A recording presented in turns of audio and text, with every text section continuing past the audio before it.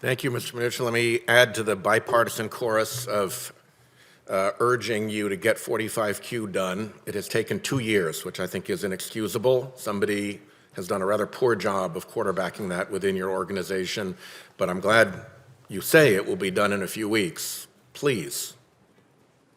Did you hear us? It will, I assure you, and there's no excuse for why it's taken as long as it has. So I assure you it will be done. So on another issue where we agree is incorporation transparency and the problem of the shell corporations that bedevil so many American interests.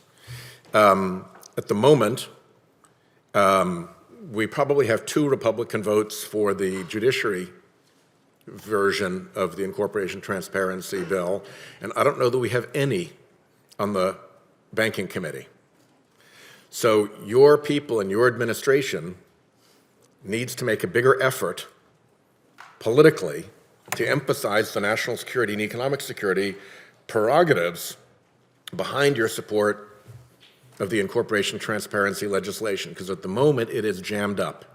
I think it is jammed up because there are a lot of slippery interests that make a lot of money off of this rather creepy shell corporation, international crookedness, kleptocracy economy. And they're working through lobby groups to try to jam this up. I hope you agree with me that they ought not to succeed. But I want you to know that they are going to succeed unless this administration makes it quite clear that this is a bill that the president really wants to pass, that this is important to our national and financial security. So I offer you that heads up, and I hope you act on it. I have been in contact with the Banking Committee about a set of economic warnings that are out there, and I'll give you a copy of the letter that I wrote to Chairman Crapo and Ranking Member Brown, but I want to take a minute and read you some parts of it. It was prefigured by a December letter that I wrote based off the warnings about a coastal property values crash that have come from a number of sources, but in particular Freddie Mac, which is a fairly credible source for a warning like that, and of a carbon asset bubble crash led primarily by the Bank of England. As you know, they've been at this for quite some time. There are now over 30 sovereign and central banks echoing those warnings. So between December 2nd, when I sent the first letter, and February 6th, when I sent this one, the Bank for International Settlements came out with a very significant warning that these physical and transition risks associated with climate change would affect the stability of the financial sector, that they could be irremediable by ordinary methods. The impacts could be so great as to, here's their language, make quantifying financial damages impossible. That the effects would be, I quote them again, catastrophic and irreversible, that these climate-related risks will remain largely unhedgeable as long as system-wide action is not undertaken, and it emphasizes that this is a systemic financial risk. The terms systemic financial risk mean something fairly significant, do they not? They do. And it's a severe warning, is it not? The warning of systemic financial risk. Is it or is it not a severe financial warning that of a systemic financial risk? I'm not following what the question is. So I understand obviously what systemic risk is. And it's serious. Systemic risk by definition is serious. Thank you. That's all I needed to hear.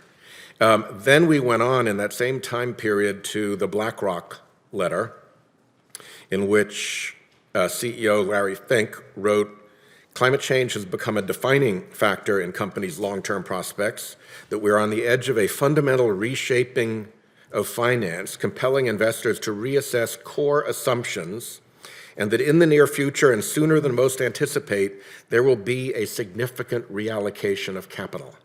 That's another pretty ominous phrase, is it not?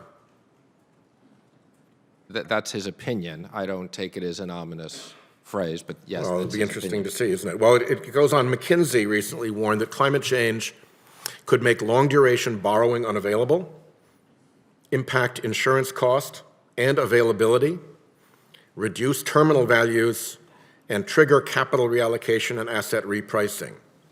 The World Economic Forum put out its Global Risks Report in the same month, listing the top 5 most likely risks facing the world over the next 10 years, and all 5 were climate-related risks. And last, sorry, Mr. Chairman, last, the Stanford Graduate School of Business report of January noted again that the financial risks from climate change are systemic, singular in nature, and that global economic losses from climate change could reach $23 trillion, 3 or 4 times the scale of the 2008 financial crisis. My question to you is, have you ever heard so many and such severe warnings from so many and such respected sources about a looming risk of economic crash? Ever? Well, let me just say, every time everybody agrees on financial risks, sometimes they turn out not to be the case, and when people don't see them, it's the worst that you can expect. There was a lot of discussion on this issue when I was at Davos. I will say it's something that both at an international basis and at the FSOC we continue to talk about and monitor. I think one of the big questions is, how does technology change over the next 20 years, and what is the cost of carbon recapture? There's a lot of very extremely interesting potential technologies that will reduce the cost of carbon recapture quite dramatically.